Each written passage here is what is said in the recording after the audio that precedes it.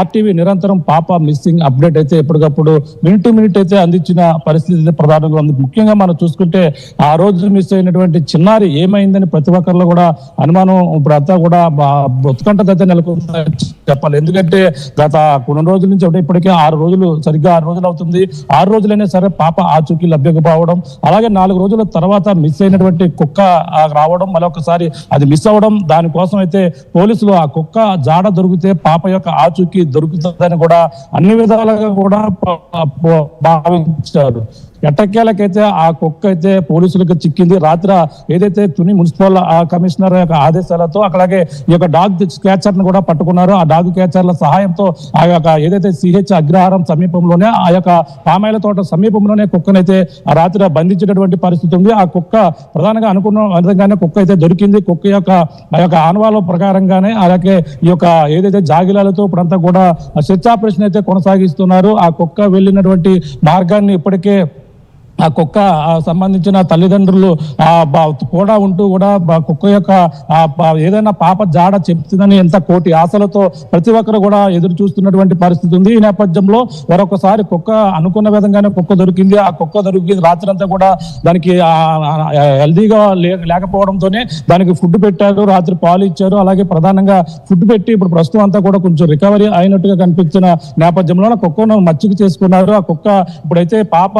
వెళ్ళినటువంటి ప్రాంతం ఆ యొక్క జాడల్లోనే వెళ్తున్నట్టుగా తెలుస్తుంది. ఆ యొక్క ప్రాంతంలో మనం చూసుకుంటే ఆ యొక్క ఏదైతే 40 ఎకరాల విస్తీర్ణంలో పామాయిల తోట ఉంది. మిగిలిన దాదాపుగా కొండ ప్రాంతం ఒక 500 ఎకరాల పైనే ఈ యొక్క కొండ ప్రాంతం ఉంటుంది. అది నల్లకొండ అంటారు. నల్లకొండ ప్రాంతంలో ఆర్టీవీ కూడా ఆ యొక్క పోలీసులతో పాటు అలాగే ఎస్డిఆర్ఎఫ్ బృందాలతో పాటు చర్చ ఆపరేషన్ అయితే కొనసాగించింది.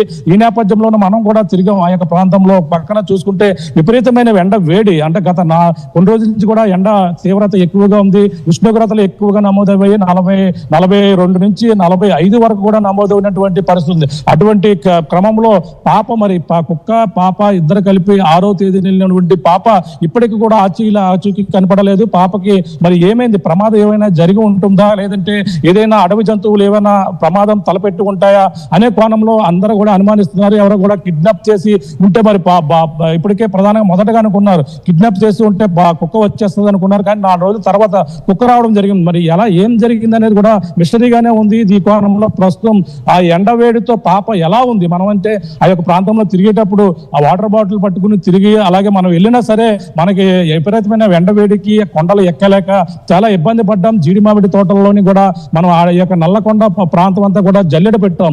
అదే అధికారులు ప్రధానంగా కుక్క కోసం పక్కన అన్వేషణ కొనసాగిస్తుంటే వాళ్ళు కొండ ప్రాంతాల్లో అన్వేషణ ఆపినప్పటికీ అధికారులు ఆపినప్పటికీ ఆర్టీవీ మాత్రం పాప కోసం ఏదైతే జ్ఞానేశ్వరి కోసం అయితే ఆ మొత్తం అన్వేషణ అయితే ఎక్కడ ఆగలేదు. ఇప్పుడు కూడా ఈ యొక్క ప్రాంతంలోనే మనం ఉన్నాం. ఈ యొక్క ప్రాంతంలోనే పాప కోసం అయితే అన్వేషణ అయితే ఇంకా ఇంకా చేస్తున్నటువంటి పరిస్థితి, ఆర్టీవీ బృందం అయితే తిరుగుతున్నటువంటి పరిస్థితి కనబడుతుంది. మరి పాప ఆచూకీ ఎలా ఏదో విధంగా కొంచెం ఏదో క్లూ వస్తుందని కూడా అందరూ కూడా కూడి ఆశలతో ఎదురు చూస్తున్నారు.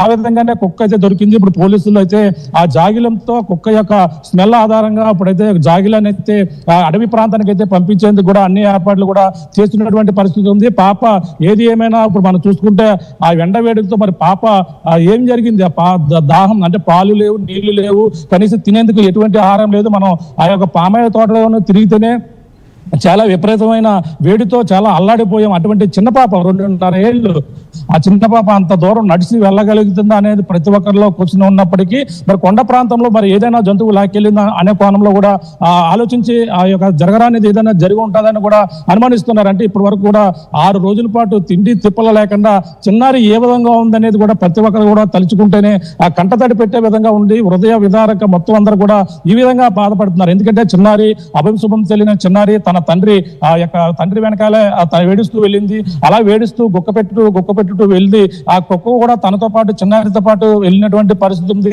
ఈ నేపథ్యంలో ఆ కుక్క వెళ్ళడం, చిన్నారితో పాటు కుక్క 2 కూడా మిస్ అవ్వడంతో పెద్ద సంచలనంగా మారినప్పటికీ అప్పటి నుంచి కూడా ఇంకా ఉత్కంఠత అయితే విరలేదు. పాప ఎక్కడుంది, పాప నిజంగా అంటే మనం చెప్పకూడదు, పాప నిజంగా బతికి ఉందా లేదా అనేది కూడా తెలియని పరిస్థితి కనపడుతుంది. అందు మరి చూడాలి, మరి ఈ రోజు ఏదైనా ఒక క్లూ వస్తుందని కూడా ఎదురు చూస్తున్నారు. కుక్క ఆ పాప